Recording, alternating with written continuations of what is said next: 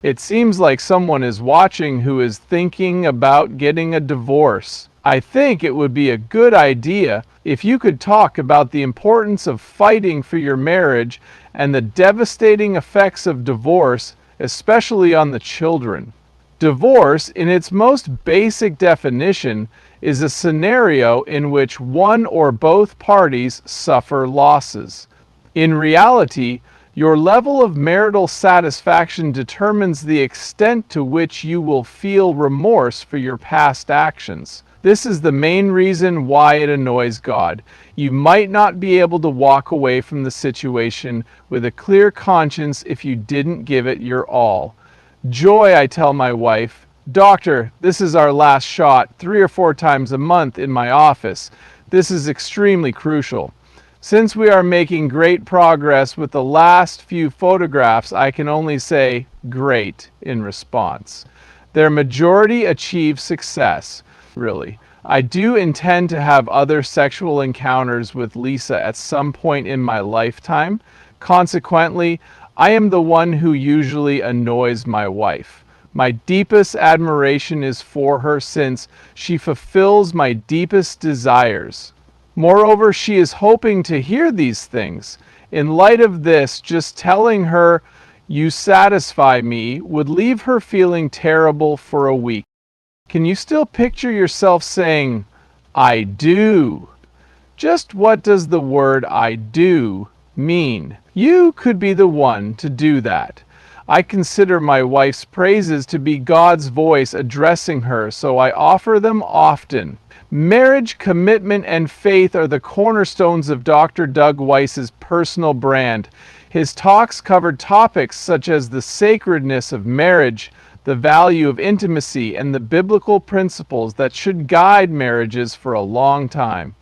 He unexpectedly wed Joni Lamb after his divorce from Lisa Weiss, and we are still trying to untangle the complex web of paradoxes surrounding this situation.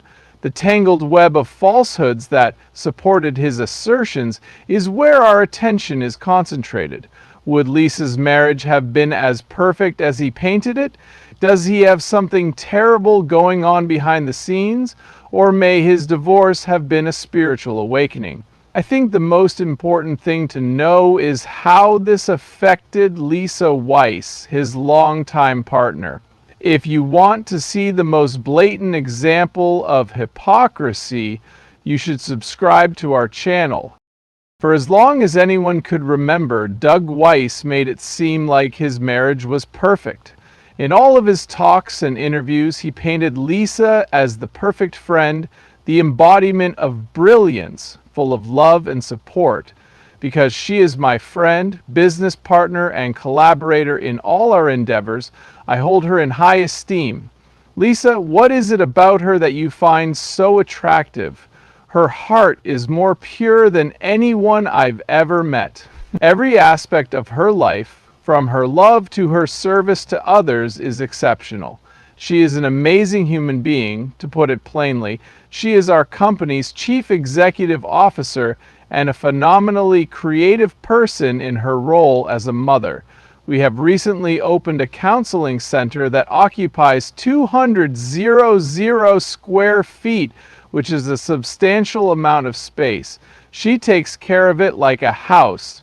Because of her kind spirit, which is continually wondering, "How can I help you?" she is well liked by others around her. That is the reason why she is well liked. I don't think that's that hard.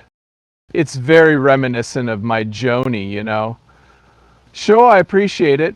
Although I have been in numerous pornographic works, my wife does not adhere to the conventional notions of pornography. She is a beautiful and charming young woman, but after years of perfecting our sex, I can tell you that Lisa's big green eyes have become quite important to me. My head is spinning over this. Seeing their eyes makes me feel like I am going to be coming home tonight. It's mostly because we stare at each other while we lay in bed. Some part of her spirit speaks to me. Actually, depending on the situation, I think the butterfly feelings usually last during the first 18 months of a new relationship. Is it because of the gradual vanishing of those? That's not the case. Genuinely, her every step astounds me, even after all these years. His remarks were consistently brimming with awe whenever he talked. He would gush over Lisa's perfect parenting, her impeccable management of the household and business, and her incredibly pure heart. He held up his marriage as a model for other couples to follow for a while. But this is the rub. If everything was so lovely as he said it was, then why did it all just crumble without a trace? Doug and Lisa Weiss's sudden and shocking divorce filing shocked many. This discovery had a devastating effect on the story he had been pushing for so long. His recent marriage to Daystar Television co-founder Joni Lamb, and the timing of their union is even more shocking than the earlier announcement. Just recently, Lisa's best friend opened up about how devastating the divorce has been for her. Their story goes like this. Lisa had given her everything to her marriage, so when Doug decided to leave for another woman, it caught her off guard. Up until January of 2022, Lisa and I were really close friends. Since she went into seclusion, she has been completely silent. She was Doug's loving and devoted wife. I will stand behind her character no matter what. My loyalty to her goes hand in hand with the reality that she was overworked at Heart to Heart. Her entire family has always been and will always be incredibly devoted to her. Despite my disbelief, I will not respond to any questions. In addition to spending time together, we were also in attendance for their daughter's wedding. He lied about his marital status in order to achieve his goals. The union was perfectly healthy. The truth is known to him, Johnny. We were there on a Sunday night at New Life in Colorado Springs a few years back for a panel discussion called "What Will Your Sin Cost Me?" It will cost him dearly to do this and to trash talk Lisa. Someone I adore is my friend. My acquaintance was someone I knew well. I can assure you that she is completely taken aback, but her heart is pure and her devotion to the Lord is unwavering. My other friend, we got together, she announced. In the course of our many coffee dates, the three of us overheard Doug yelling at her about meeting the pizza delivery man at the home. Who is the perpetrator of the sexual offense? Joni vented her frustration by stating, "You know, Doug is in Colorado, and his ex-wife had been begging him all day to reconcile and to choose her." Joni was fuming with rage right then. Jan then spoke up, stating, "You make me want him more," in response. "It confirms my suspicion that he will be an exceptional spouse." Oh, I see. But now we're getting into the really tricky part. Doug said in his statement that God had a hand in his divorce. In essence, Doug is asserting that he has been blessed by God with folks who are financially capable of supporting his new ventures, which he attributes to his decision to cut ties with Lisa. Going a step further, he appears to be suggesting that his dream program was thwarted by God when he was married to Lisa. I had already filed my petition for divorce while I was still in the midst of the divorce proceedings. For over 20 years, I had wanted to host a show on B. Is that all right?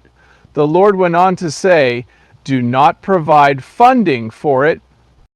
I will take care of it. I can only respond with a simple okay." Consequently, I persisted for a long time, and a man offered me $400,000 in cash following my bankruptcy filing. Around 2 weeks and a half later, I received a shocking gift of $250,000. So I'm in my head saying, "Okay, Lord, as a result, I am still in the dark about what's going to happen. We are still in the filing phase." That is absolutely miraculous, isn't it? You can't just magically generate $63,000. That is truly remarkable, isn't it? And you know that, right? All right, let's clarify this, shall we? I don't understand why, after Doug's decades-long marriage ended, God, who the Bible says hates divorce, suddenly rewarded him with huge financial gifts. That is a daring claim. Some of the symptoms of narcissism include making up stories, blaming others, and rewriting history to fit one's own narrative. These fundamental signs are supported by Doug's behavior. Actually, Joni Lamb hinted that Lisa was the problem from the start by saying that Doug had never experienced real affection from a woman. I can't believe it. Lisa, whom Doug gushed over for years, was actually a loveless spouse the whole time? My wonderful wife is a blessing. However, I am cognizant of the fact that some are really insulting. Is everything fine? Am I allowed to assume that Lisa thinks I'm fantastic? I also believe she is attractive.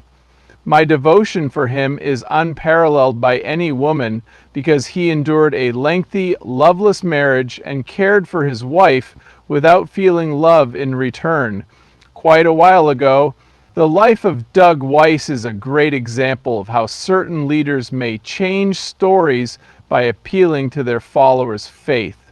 Supposedly, while his own marriage was on the rocks, he built his company around marriage counseling.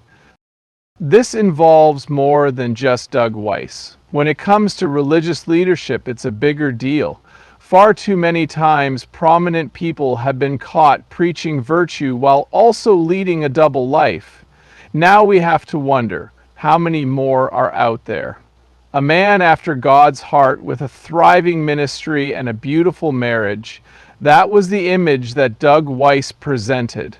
But behind the scenes, everything was far from perfect. When you add together his sudden split and remarriage, along with the leaked tape, with the goal of painting an entirely new image in stories that are always changing, whether Doug Weiss was ever the man he claimed to be is the question that comes up today. Alternatively, was it all an elaborate hoax to keep his brand afloat? Put your thoughts down in the comments area. In this situation, how much weight do you give to Doug's version of events, and do you think Lisa was treated unfairly? Please like, and subscribe to this channel if you would want to see more in-depth investigations into the popular figures